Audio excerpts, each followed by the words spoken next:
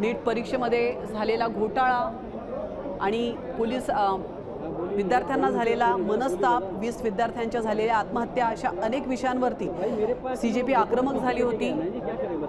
अभिजित दीपके यांच्या नेतृत्वामध्ये सीजेपीचं हे आंदोलन यशस्वी देखील झालं। अखेर धर्मेंद्र प्रधान यांना राजीनामा द्यावा लागला। मात्र या 26 ते 27 दिवसांमध्ये जे काही घडलं जंतर मंतरवर, त्यामध्ये या विद्यार्थ्यांना देखील तेवढाच त्रास सहन करावा लागला। सुरुवातीला अतिशय शांततेत असलेलं हे आंदोलन पोलीस बळाचा वापर केल्यानंतर मात्र आक्रमक भूमिका घेताना पाहायला मिळालं। पोलीस बळाचा वापर म्हणजे फक्त लाठीचार्ज पुरता सीमित नव्हता, तर अश्रुधुराच्या नळकांड्या त्यांच्यावरती फोडण्यात आल्या। मुलींवरती, तरुणींवरती हात उचलण्याचे अनेक व्हिडिओज समोर आले।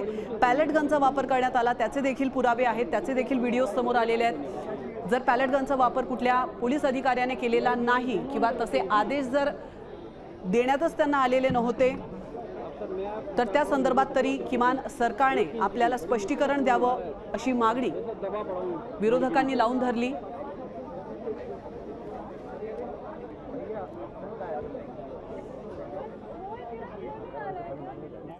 तर आपण पाहतोय नवी दिल्लीमध्ये राहुल गांधी यांचं आंदोलन सुरू आहे, त्यांच्यासोबत जखमी विद्यार्थी देखील पाहायला मिळतोय। हे आंदोलन आता कुठवर जात आहे आणि सरकार त्यावर काय स्पष्टीकरण देत आहे हे आपण पाहणार आहोत। तुर्तास घेतोय इथं छोटासा ब्रेक, लगेचच परत येतोय। तुम्ही पाहत रहा साम टीव्ही।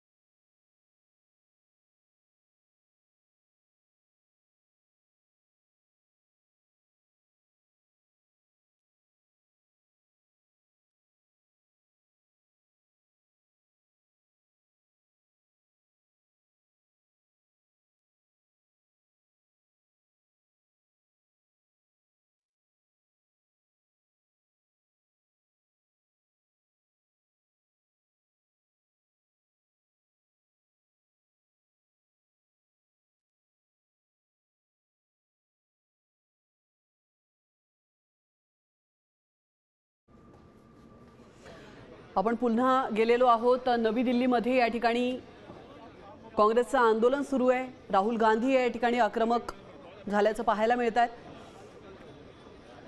आंदोलनातील जखमींसह राहुल गांधी हे पोलीस ठाण्याच्या बाहेर पोहोचलेले आहेत। आधी त्यांनी डीसीपी ऑफिसमध्ये जाऊन पोलिसांशी चर्चा केलेली आहे। एफआयआर दाखल करून घेण्यासंदर्भात त्यांनी चर्चा केली आहे, आपलं निवेदन देखील सादर केलं आहे। एफआयआर नेमकी का दाखल करून घेतली जात नाही असे अनेक प्रश्न त्यांनी विचारलेत, मात्र त्यांना काही समाधानकारक उत्तर मिळालेलं नाही आहे आणि अखेर त्यांनी या ठिकाणी ठिय्या आंदोलन केलं आहे। अनेक प्रश्न या ठिकाणी उपस्थित होतात। पॅलेट गनचा वापर, पोलीस बळाचा अतिरिक्त वापर, अशा अनेक गोष्टी आहेत ज्या सीजेपीच्या आंदोलनामध्ये घडलेल्या आहेत आणि त्यानंतर आता विरोधक चांगलेच आक्रमक झाले।